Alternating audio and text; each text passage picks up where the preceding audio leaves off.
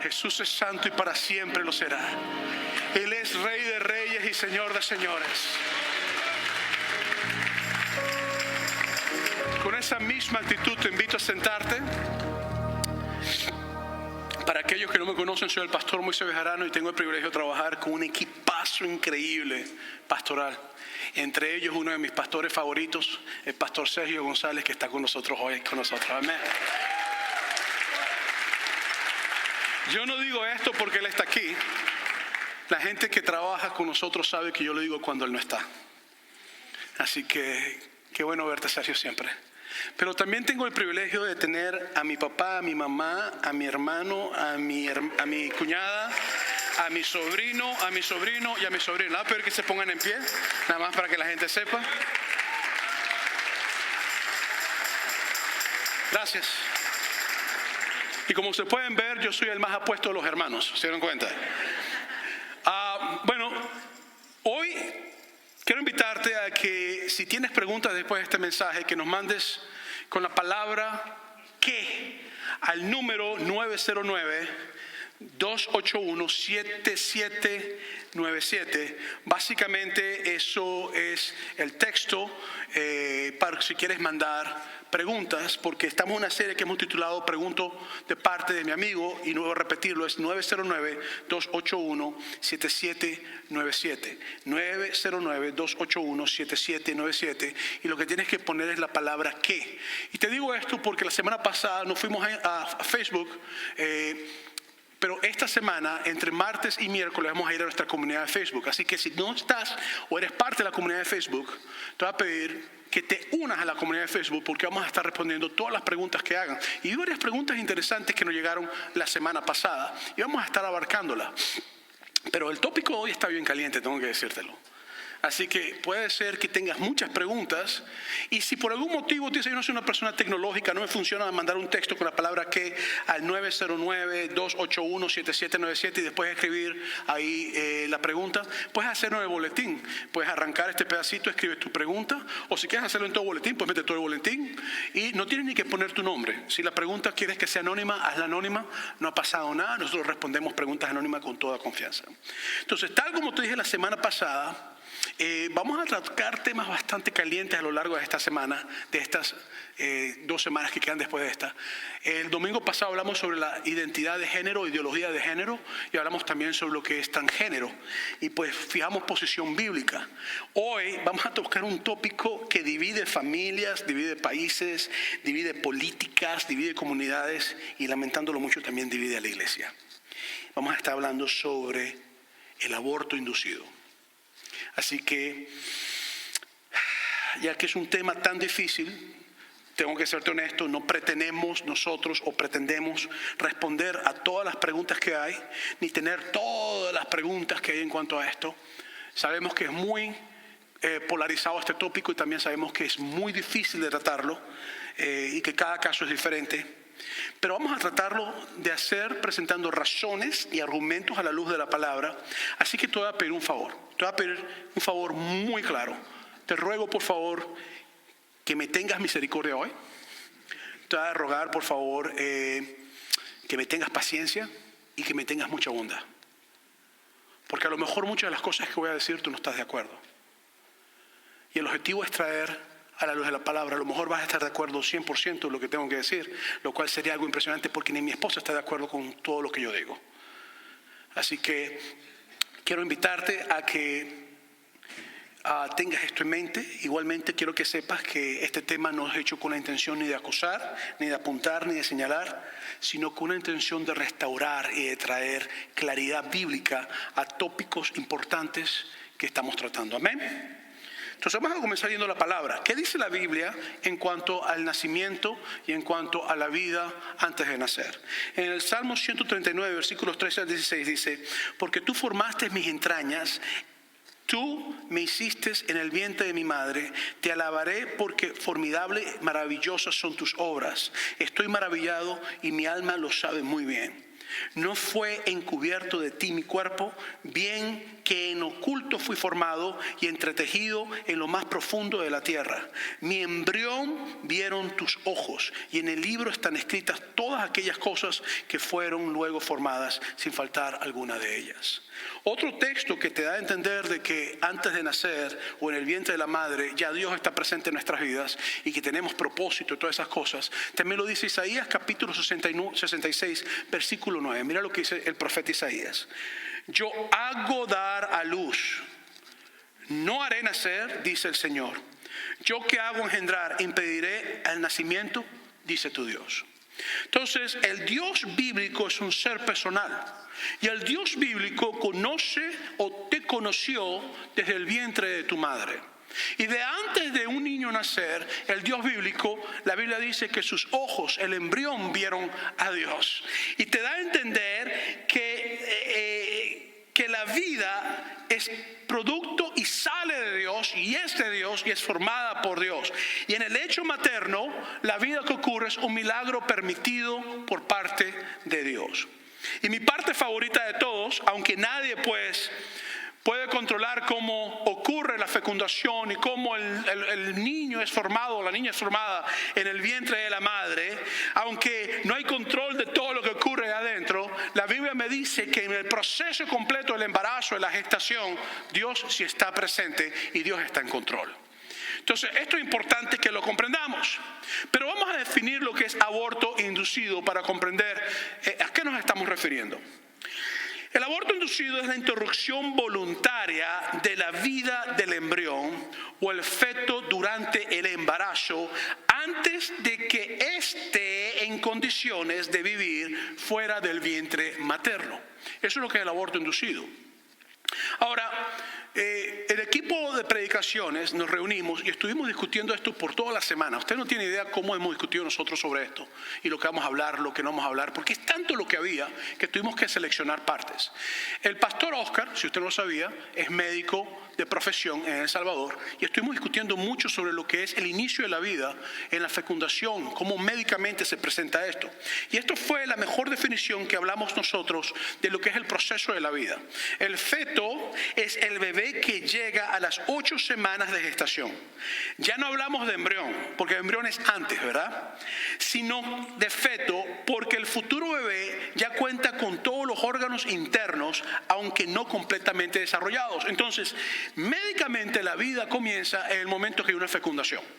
Y esto es importante que lo comprendamos.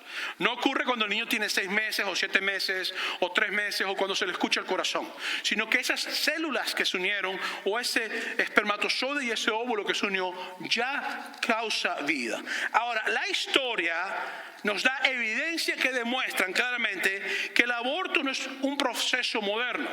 A veces las personas dicen, no, que hoy en día estamos tratando con esto y esto es una situación difícil. No.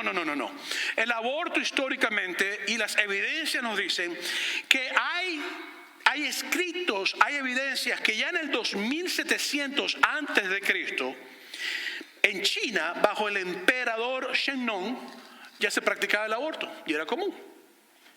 De la misma manera, hay un papiro escrito alrededor del 1550 antes de Cristo, llamado como el papiro Evers, y papiro es simplemente un libro en la época, un papiro médico que te explica cómo practicar abortos. Sencillo, en el 1550 antes de Cristo. Los romanos lo practicaban para el año 200 después de Cristo, y lo otro también que sabemos es que hubieron plantas que se extinguieron de tanto que las usaron para hacer aborto. Entonces, de la misma manera, la cultura hindú y budista en el templo Angkor Wat, un templo que es de ambas tradiciones, budista y hindú, ya si usted no lo sabía, los budistas y hindúes salen de la misma raíz. En el 1150 después de Cristo se construyó este templo, y en ese templo hay esculturas en las paredes que representan el juicio después de la muerte en la técnica de aborto abdominal. Parece que se golpeaban y entonces en el templo pusieron como que era algo que no se debía hacer. Algunas de las técnicas que se utilizaban eran hierbas medicinales. Como mencioné, los romanos extinguieron una hierba que simplemente la usaron tanto que se extinguió. Aparte de eso, utilizaban objetos filosos también, no me pregunte cómo, lo dejo a su imaginación. De la misma manera también se usaban golpes, se golpeaban en el estómago para producir que el niño saliera. Entonces, esto no es una práctica moderna, no es un asunto del 2023 o de la época contemporánea, es algo muy antiguo que se ha practicado por muchas culturas y civilizaciones. Ahora, las razones por las cuales una persona practica o no un aborto, y quiero ser muy claro en esto, varían de país a país y de cultura a cultura. Yo he escuchado a personas del Medio Oriente decir que aunque haya habido una violación, el niño es una bendición de Dios. Lo he escuchado a personas del Medio Oriente decir. He escuchado a personas decir, lo doy en adopción, pero jamás le quitaría la vida. Y he escuchado a otros decir, es mi cuerpo, es mi decisión, nadie me puede decir qué hacer, es mi derecho. Entonces, pero también varían de los conceptos que hay sobre derechos. Si una persona piensa que un feto antes de nacer no tiene derecho porque no paga impuestos y porque no produce y que puede ser una carga monetaria a la nación si la madre lo abandona por 18 años, entonces la persona puede decir es más importante el bienestar de la sociedad que el bienestar del bebé y puede practicar el aborto. Entonces otro dice no, el bebé tiene derecho a nacer y yo no tengo derecho a quitarle la vida, ese no practica el aborto. Pero también hay motivos de sobrevivencia. Quiero decirles que he tratado con situaciones por lo menos de mujeres tan complicadas, sin casa, sin nada, sin comida, embarazadas, y dicen ¿qué voy a hacer? Ya no puedo ni yo mantenerme, tengo otro bebé y no puedo tratar con este, y recurren al aborto. Hay otras que dicen que no. También por honor familiar. En Latinoamérica específicamente, en los 1800, en los 1900, si una muchacha salía embarazada era un deshonor para la familia. Y habían dos cosas que ocurrían. La mandaban lejos a casa de un tío o una tía, la metían en un convento, nacía el muchachito y lo mandaban para otro lugar y nunca nadie sabía que el niño era parte de la familia, o simplemente la llevaban a practicarse un aborto por honor a la familia. Y no me diga que usted no sabe eso porque usted es latino y usted sabe lo que estoy diciendo. El asunto es que también hay personas que lo practican por razones económicas. Tienen 5 años, 5 hijos ya, 6 hijos son muy pobres, no tienen ni para comer, se practican el aborto. Hay otros que lo practican o que no lo practican por sus religiones, religiones que lo permiten, religiones que no lo permiten. Por la edad, una niña de 12 años que ha sido violada y es abusada y queda embarazada, o una mujer de 60 años que queda embarazada, puede ocurrir. Embarazos no deseados, una noche de pasión, de lujuria y quedó embarazada y dijo yo no puedo llevar esto. Por una violación e incesto, también son razones por las cuales una persona practica un aborto, y también por razones médicas. El médico dice, si tú sigues embarazada vas a morir tú, y es mejor que tú vivas porque si te mueres tú, se muere el niño y te mueres tú. Ahora, las leyes en California tienen cosas muy interesantes. ¿Y dónde vivimos nosotros? La ley en California tiene luz verde en todas las medidas y formas de aborto hasta los 6 meses de embarazo, con la excepción de que la vida de la madre está en peligro. Entonces, si a los 8 meses la vida de la madre está en peligro, puede practicar un aborto. Y se está haciendo una moción para eliminar todo tipo de restricción. En California, si una menor de edad quiere practicar un aborto, no necesita permiso de sus padres. Y la ley la protege para que sus padres no se enteren que ella practicó un aborto. En Wisconsin es el único estado en los Estados Unidos que no permite el aborto. Ahora, algo interesante es que el 13 de marzo del 2019 el gobernador de California, Gavin Newsom, firmó una orden ejecutiva que establece una moratoria sobre la pena de muerte en California en forma de indulto para que todas las personas condenadas a muerte puedan vivir. Y la orden exigía que se cancelara o que hubieran cambios en la forma de ejecutar a las personas con inyección letal en California y que se cerrara la parte esa de la prisión estatal de San Quentin. Y a mí esto me pone a pensar un poco porque California es un estado santuario para el aborto y mueren una cantidad increíble de niños, legalmente de paso. Entonces yo me pongo a pensar, nuestro estado permite que un niño inocente muere, pero una persona que está en un row porque ha matado a 20, 30 personas para la muerte, y no estoy diciendo que estoy de acuerdo con la pena de muerte, eso no es lo que estoy diciendo, están tratando de que viva. Entonces creo que hay una polarización y una contradicción de discurso. Es una dicotomía, es como una duplicidad en la forma de hablar. ¿Estás conmigo? Ahora, las estadísticas te dan cosas bien interesantes. La tasa de abortos en el 2020 en nuestra nación fue de 14.4 por cada 1,000 mujeres 14 mujeres, punto 4, practicaban aborto. Esto es mujeres entre 15 y 44 años de edad. No estamos hablando de menores o de un poquito mayor. En el 2020 se informó al CDC, que es el asunto que se encarga de enfermedades, que hubieron 620.327 abortos inducidos legales en los Estados Unidos. Más de 500.000 de abortos legales en los Estados Unidos. Ahora, esta información está mal. ¿Por qué está mal? Porque California, Virginia, Nueva York y otros estados son estados santuarios y por más de 10 años no han dado sus números oficiales de abortos en sus estados. Lo que sí te puedo decir es que en California, si tú quieres practicarte un aborto, nuestros impuestos vuelan a la persona aquí, la atienden, aunque tú no estés de acuerdo con el aborto. Entonces, yo creo que aquí tienen que haber millones de muertes, no solamente más de 500.000. Esto es interesante porque la guerra de El Salvador ocurrió entre 1979 hasta 1992. Fueron como 12 o 13 años que ocurrió la guerra. Y sacando nada más la cifra de 620.000 y tanto de muertes legales, nada más tomando esa cifra, son 8.27 veces más muertos al año que lo que ocurrió en más de una década en El Salvador. Y lo hacemos legalmente. Ahora, argumentos a favor del aborto que se presentan mucho. Es mi cuerpo. Tengo derecho sobre mi cuerpo. Segundo argumento, es inmoral y irresponsable tratar a un niño que no puedes mantener financieramente y no le puede el amor que necesita, por eso el aborto. Tercer argumento, el aborto va a ocurrir de todas maneras, no importa si lo vetan o no, entonces vamos a hacerlo legal para que las madres que lo practican no mueran en una camilla clandestinamente. Cuarto argumento, el bebé en este momento me impide el desarrollo profesional en un mundo de hombres donde todas las descripciones de trabajo son hechas para hombres que no tienen hijos o hombres que tienen una esposa que cuida a los hijos, y yo quiero llegar a donde tengo que llegar, entonces voy a practicar un aborto porque me lo impide en este momento llegar a mi posición. Quinto argumento, el bebé todavía no tiene vida por sí mismo, así que puedo hacerlo sin ningún problema. No ha pasado nada, todavía no es una vida y no paga impuestos tampoco, ¿verdad? Sexto argumento, el aborto producto de una violación o de un incesto. Séptimo argumento, la carga cae sobre mí únicamente. Estoy sola, no tengo dinero, estoy abandonada, el papá me abandonó, mis padres me abandonaron, mi familia me abandonó, no tengo donde comer, no tengo donde dormir, tengo que abortar por necesidad. Argumentos en contra del aborto, lo más común que estuvimos estudiando fue el bebé tiene derecho a la vida. Segundo argumento, la vida la da Dios y ninguna otra persona tiene derecho a quitarla. Ahora, si yo no creo a Dios, el segundo argumento no tiene ningún valor por mí, ¿verdad? Tercer argumento, es un homicidio practicar un aborto. Cuarto argumento, la adopción es otra opción. Quinto argumento, no tienes derecho a robarle al bebé la oportunidad que tú tuviste o que se te dio. Sexto argumento, hay consecuencias que ahora no verás si practicas un aborto, pero a la larga la tendrás, las consecuencias. Y séptimo argumento, si tienes sexo, entonces sé responsable con las consecuencias de tu acto de sexo. Mi experiencia pastoral, y gracias a Dios ya tengo muchos años pastorando, en los años he podido tratar con diferentes casos de personas que han practicado aborto.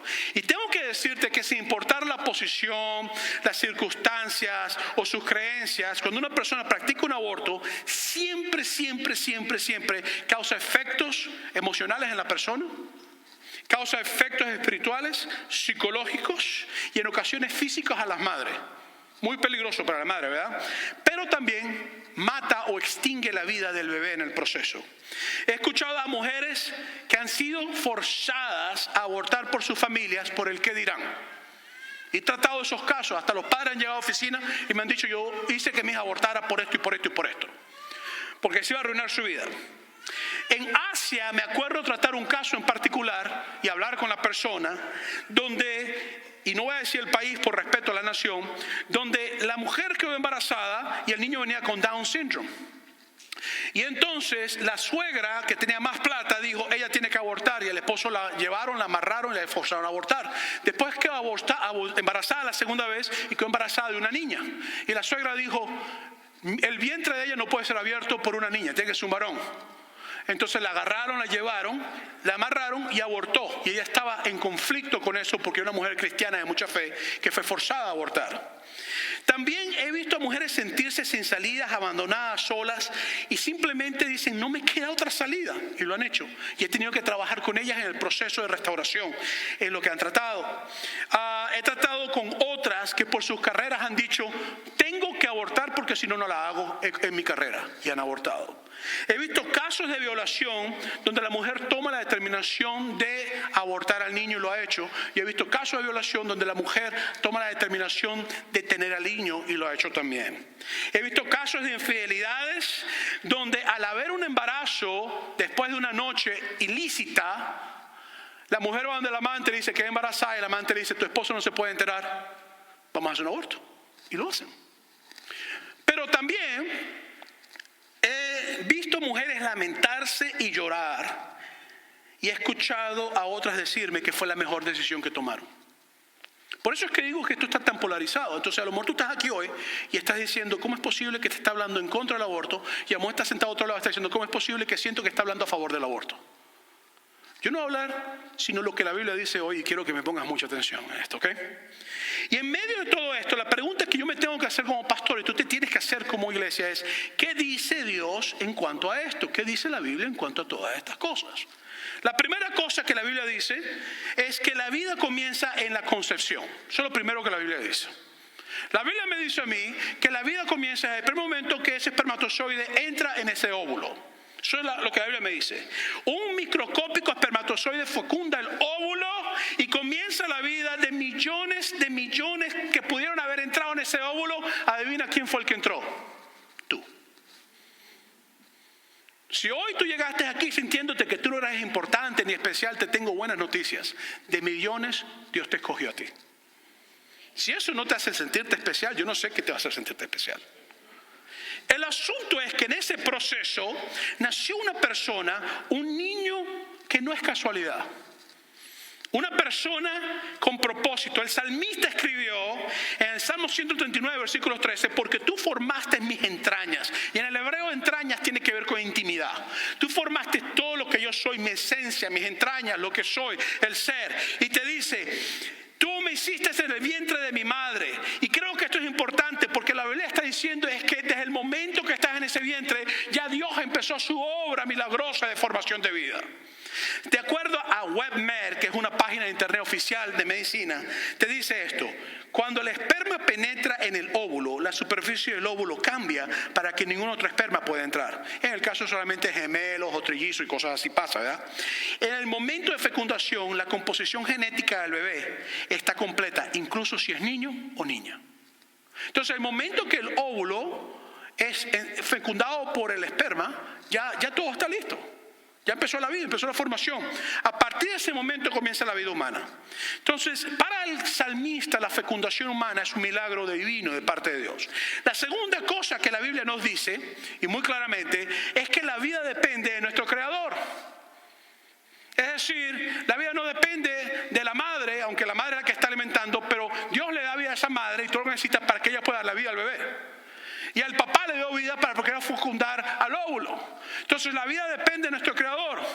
Entonces, quiero que comprendamos esto, porque David habló sobre esto en el Salmo 139 varias veces. El versículo 13 dice, tú formaste mis entrañas, tú Creador formaste mis entrañas. Después en el versículo 13 también dice, tú me hiciste en el vientre de mi madre. Versículo 14, maravillosas son tus obras, y hablando de la vida. Versículo 15, no fue encubierto de ti mi cuerpo. Y creo que eso es importante. Por otras palabras, en el vientre ya tú me conocías. Versículo 16, mi embrión, y este me fascina, vieron tus ojos. Es decir, el bebé ya conoce a su Dios desde el vientre de su madre. La tercera cosa que la Biblia nos dice es, Dios a su imagen nos creó. Entonces, hay personas a veces que dicen, y te llaman cuando tienes unos 45 años y que es embarazada, te dicen, ¿tienes riesgo de que el niño venga con Down syndrome? ¿Quieres abortar? Déjame decirte algo. Los niños que vienen con Down syndrome son hechos a la imagen de Dios. Los niños que vienen con autismo son hechos a la imagen de Dios. Perfectos, hechos a la imagen de Dios. Los niños que tienen malformaciones genéticas, que le nacieron con algo o vienen con alguna enfermedad, son hechos perfectos a la imagen de Dios. Todo ser humano, bonito, feo, gordo, flaco, chino, árabe, alemán, mexicano, venezolano, latino, europeo, es hecho a la imagen de Dios. Simple. Y la Biblia te dice que nosotros somos hechos a la imagen de Dios. Y la Biblia te dice más, mira, en Génesis 2:7 te dice, dice, el aliento de vida viene de parte de Dios. En Hechos 3:15 te dice, el autor de la vida es Dios. En Juan capítulo 10, versículo 10 dice, el dador de la vida es Dios. En Juan 11:25 te dice, la resurrección y la vida es Jesús. Y en el Salmo 139 te dice que Él es el creador de la vida. Entonces yo tengo que comprender esto. La vida fluye a través de la imagen de Dios en nosotros. Lo dije la semana pasada y te lo digo hoy. Párate en ese espejo, vete en ese espejo y di qué chulería de hombre soy yo. Si eres mujer, dice qué bella soy yo. O sea, entiende, Dios te hizo perfecto. Cuando estabas en el vientre de tu madre, ya en ese momento eres perfecto. No importa si mides 4 pies o 7 pies de alto, eres perfecto hecho a la imagen de Dios. Por otro lado, la vida viene de Dios, pero la muerte viene por el pecado de la humanidad. Entonces, la Biblia dice que el pecado entró al mundo por un hombre, por Adán. Y dice que es producto de nuestra pecaminosa naturaleza. Entonces, el quitar una vida inocente es contrario al carácter de Dios. La primera persona que quitó una vida en la Biblia fue Caín a su hermano Abel, que la Biblia nos dice que era hijo de Adán y de Eva. Ahora, en Génesis capítulo 4, versículo 10, nos dice lo que Dios le dijo a Caín cuando quitó la vida. Mira lo que dice. Y él le dijo, ¿qué has hecho? Mató a su hermano, ¿verdad? Y Dios le dice, la voz de la sangre de tu hermano clama a mí desde la tierra. Ahora, nosotros por asuntos gramaticales hemos traducido ese texto como la voz de la sangre de tu hermano clama a mí desde la tierra. Pero la realidad es que el texto en hebreo no dice la sangre de tu hermano. El texto en hebreo dice la sangres de tu hermano, plural. ¿Estás conmigo?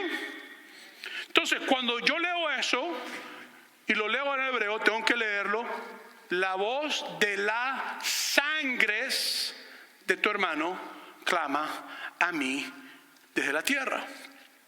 Entonces, la razón es porque cuando una persona muere sin reproducirse, y Abel no se reprodujo, dejan de nacer sus hijos, sus nietos y sus generaciones. Entonces, cuando una persona practica un aborto, no está matando a un bebé, está matando a sus nietos, a sus bisnietos, a sus tatarabuelos y a sus generaciones. Es una línea completa que desaparece. Y te voy a contar esta historia personal. Mi madre está aquí. Cuando mi abuela quedó embarazada de mi madre, mi abuelo, Dios lo bendiga, donde lo tenga, le dijo que él nunca se casaría con ella. Y me acuerdo que mi abuela me contó una vez que él le propuso poner un apartamento para que ella fuera su amante siempre. Pero le dijo, tú no estás a mi mismo estatus social, tú eres pobre, yo tengo un cierto estatus y yo no me puedo casar contigo. Recuerda que en Latinoamérica, en Venezuela por lo menos, el racismo no es común, lo que es el clasismo. Entonces en Latinoamérica ser negro es bueno, en Venezuela ser negro es bueno. Hay canciones, ¿quién ha visto negro como yo? ¿Quién ha visto negro como yo? Y Celia Cruz cantaba, la negra tiene tumbao. ¿Verdad? Entonces todas esas cosas, bueno, pero ser pobre en Latinoamérica es malo. Entonces mi abuela era una mujer pobre y pues el viejo le dijo, aborta. Me tienes que abortar a esa niña porque yo no puedo tener una niña así regada. Y mi abuela tomó la decisión rotunda de dar a luz a mi madre. Lo cual se lo agradezco porque si no, no estuviera aquí hoy. Y ustedes estuvieran otro pastor. ¿Entiendes? No tan apuesto y simpático como yo, ¿verdad? Ya vieron que mi hermano no nació tan bendecido como yo. El asunto es que si mi mamá no hubiera nacido, mi papá nunca se hubiera casado con ella. Y si no se hubiera casado con ella, no nace Gigna, Isaías, Abraham y Moisés. Y si no nazco yo, María no se hubiera casado conmigo y no hubiera yo tenido a mi hermosa esposa. Y entonces mis hermosas hijas no hubieran nacido, y mis hermosas sobrinas no hubieran nacido, y mis apuestos sobrinos no hubieran nacido, y los hermosos nietos que pretendo tener algún día, espero, no nacerían, y mis bisnietos no nacerían, y la línea mía no hubiera nunca ocurrido. El asunto es que cuando se practica el aborto, no se mata una vida, se mata una línea. Mi genealogía hubiera muerto en una camilla clandestina, con una mujer desangrándose y con un hombre sintiéndose libre de sus responsabilidades que no quería ser responsable desde el principio. Eso es lo que pasa en el muerto. no se mata un feto, se mata toda tu descendencia. Por ende, como pastor de iglesia, nuestra posición teológica está en contra del aborto. Así que quiero fijar eso hoy claro. Esa es la posición de nosotros, es mi posición teológica. Considero que el aborto inducido es quitar una vida inocente. Pero tengo que reconocer también que las circunstancias que rodean las razones varían y que a veces las circunstancias son muy difíciles por las cuales una mujer se ve o forzada o toma la decisión de tomar un aborto. Entonces, esto me lleva a hacerme varias preguntas. La primera es, ¿hay abortos que son necesarios o todo aborto es malo? Hay un tipo de aborto que se considera como el aborto médico, donde la vida de la madre está en peligro por el embarazo. El argumento que se hace en el aborto médico, y Oscar y yo estuvimos hablando mucho de esto, recuerden que Oscar fue médico de El Salvador, no ejerce aquí, pero sigue siendo médico, simplemente que no tiene licencia para ejercer aquí. Y Oscar, estamos hablando, en El Salvador es ilegal el aborto, pero hay momentos donde la vida de una mujer está en peligro por el nacimiento y los médicos recomiendan, es mejor practicar un aborto porque si no se muere la mamá. Y el problema es que si la mamá muere, el niño también muere. Entonces, ese es el argumento que está detrás de esto. Si la mamá muere, entonces el niño también muere. Entonces, no es viable que el niño se mantenga con vida porque la mamá va a morir. Entonces, mueren los dos en vez de uno. Entonces, he caminado en los años de ministerio con personas que han tomado decisiones de arraigarse para ver si nace el bebé con vida. En ocasiones he visto a los dos morir, tanto mamá como hijo. O sea, esto es una decisión difícil. En otras ocasiones he visto a la mamá vivir y al hijo morir antes que nacer y la mamá tener una pérdida. En otras ocasiones he visto a la mamá morir y el hijo nacer. Y normalmente cuando una mujer quiere tener a su hijo y le preguntan al papá, ¿qué prefieres, el hijo o la mamá? Y el papá normalmente dice el hijo, la mamá, perdón. Y la mamá, si le preguntan, dice el niño. Normalmente la mujer está ahí sabiendo que se va a morir dando a luz. Lo he visto varias veces. Pero también en otras ocasiones he visto a los dos vivir y ser felices. He visto esos casos. Entonces, pero tengo que decirte otra cosa, los escenarios de abortos médicos en las estadísticas que no manejamos no es sino solamente el 1% de los números. O sea que estos casos no son tan comunes como los presentan los argumentos. Entonces, ¿qué pasa con las mujeres cuando han tenido un aborto? Mi experiencia pastoral me permite saber que hay personas que entran en convicciones muy fuertes de lo que han hecho. Se arrepienten, sienten vergüenza, se sienten mal. Hay otras que no, hay otras que dicen simplemente lo vuelvo a hacer si tengo que hacerlo.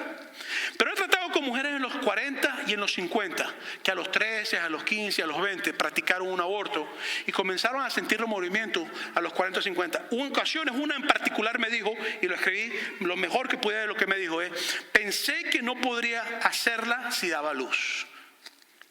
Pero hoy creo que sí lo hubiera logrado. Eso me acuerdo de una persona que me lo dijo. Pero también he escuchado a mujer decirme, pastor, no tenía otra salida y tuve que hacerlo. Le pido perdón a Dios y necesito hablarlo con alguien para que me ayude a comprender y tratar cómo me siento. Pero también sé que hay personas que lo ven como algo normal. Entonces, ¿cómo debe responder la iglesia ante una mujer o a hechos de este tipo? La primera cosa que quiero decirte es que si tú estás escuchándome hoy y estás pensando en practicarte un aborto, o te practicaste un aborto, o tienes una hija que está a punto de practicarse un aborto y tú estás apoyándolo, o una sobrina, un amigo, o algo por el estilo, yo quiero decirte que si tú estás hoy porque lo practicaste y sientes dolor, sientes vergüenza, sientes que no hay perdón, yo quiero decirte que en Cristo Jesús hay perdón y hay restauración. Y quiero decirte lo que dice la Biblia en 2 Corintios capítulo 5, versículo 17. De modo que si alguno está en Cristo, nueva criatura es. Las cosas viejas pasaron y aquí todas son hechas nuevas. Entonces, en Jesús, Él te da su vida. Él te hace nuevo. Él te transforma. ¿Qué pasa cuando son casos de violación o de incestos? ¿Qué pasa cuando es una niña de 11 años que ya está ovulando y fue violada y quedó embarazada? ¿Qué pasa cuando es un padre que viola a una niña? Me acuerdo de tratar en una isla del Caribe, no voy a decir el nombre del país por ética del país, donde el abuelo, ya déjame explicar esto, porque estoy un poquito confuso. El papá violó a la hija, quedó embarazada la hija, tuvo una niña y después cuando ya estaba anciano violó a la nieta y tuvo una hija con la nieta. Me acuerdo de ese caso. Destrozadas todas, pero el hombre lo hacía y la ley nunca lo metió preso. Entonces, Dependiendo del lugar donde tú vayas, tú vas a tener una perspectiva. Si tú eres un país musulmán o un país de Medio Oriente, tú vas a decir el bebé es una bendición, aunque haya sido una violación. Tengo que decirte que nosotros como iglesia no podemos decirte qué decisión tú tomar. Yo soy responsable de mis decisiones como persona, soy responsable de las decisiones que tomamos como iglesia, pero tú eres responsable de las decisiones que tú tomas. Yo no te puedo decir qué hacer, ni nadie tiene derecho a decirte qué hacer. Pero solo puedo decirte que hay opciones que tú puedes tomar. Estoy hablando de ese tipo de casos, ¿verdad? Puedo decirte que todo niño trae alegría y que todo niño es una bendición.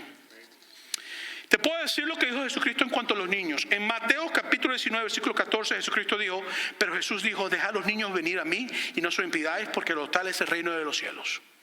Te puedo decir que en el Salmo 22 te dice, a ti fue entregado desde mi nacimiento, desde el vientre de mi madre, tú eres mi Dios. Lo que quiere decir que Dios te conoce antes de nacer. Te puedo decir que antes de nacer ya Dios tiene propósitos en tu vida. En Jeremías capítulo 1, versículo 5 dice, antes que te formara en el seno materno te conocí y antes que naciera te consagré, te puse como profeta a las naciones. Puedo decirte varias cosas. Puedo decirte que tu bebé puede ser la fuente de amor más grande que jamás vas a recibir.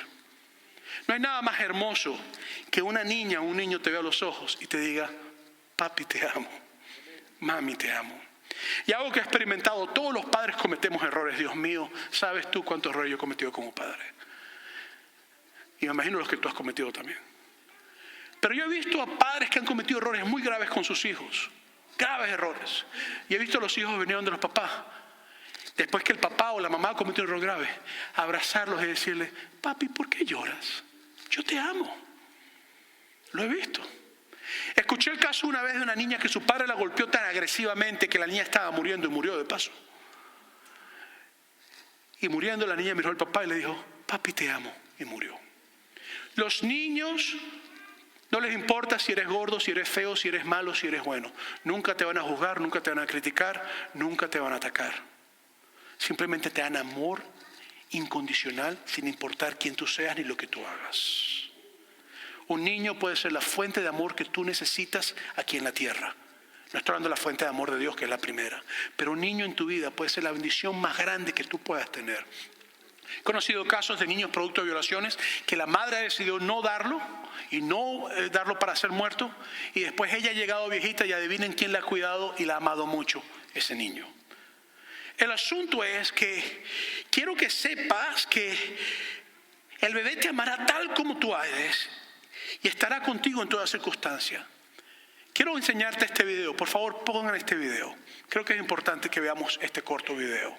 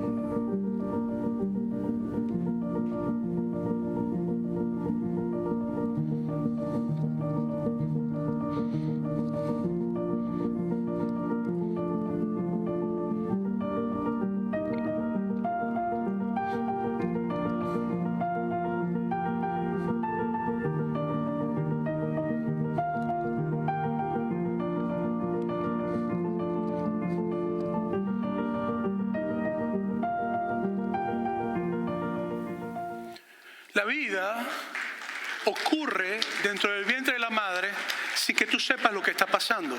Pero el Dios Todopoderoso sabe cada movimiento que está ocurriendo cada día en ese vientre.